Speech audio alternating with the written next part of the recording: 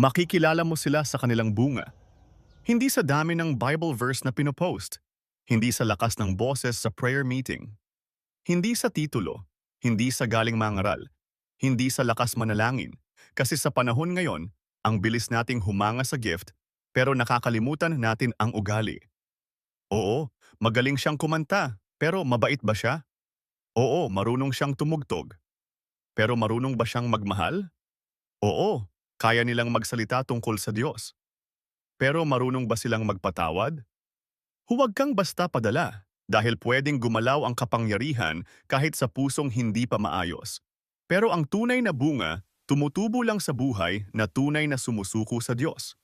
Pwede kang nasa simbahan, pero may galit ka pa rin sa puso. Pwede kang nasa choir, pero masakit ka pa rin magsalita. Pwede kang nanangangaral, pero hindi mo pa rin talaga siya kilala. Pwede kang nagpapatong ng kamay sa may sakit, pero may puot ka pa rin sa loob mo. Pwede kang magsalita ng ibang wika, pero paninira pa rin ang lumalabas sa bibig mo. Tandaan mo ito, si Samson may kaloob pero walang disiplina. Si Saul pinili pero walang malalim na ugnayan sa Diyos. Si Judas lumakad kasama ni Jesus pero nagawa pa ring magtaksil. Ang gift, nakikita agad. Pero ang fruit, iyon ang tunay na patunay. Makikita ang bunga sa paraan ng pagtrato mo sa taong nanakit sa'yo, sa mensaheng pinili mong huwag ipadala, sa chismis na pinili mong huwag ikalat, sa paghingi ng tawad kahit masakit sa pride mo.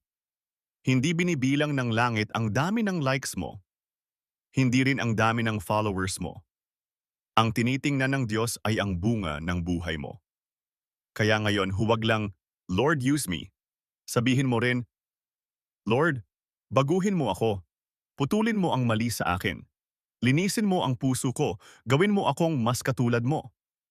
Huwag kang magdala na Bible, pero may dala-dala ka pa ring galit. Kasi ang kailangan ng mundo ay hindi mas marami pang performers, kundi mas marami pang taong may puso ni Kristo. Sa bunga, hindi sa gift, sila makikilala.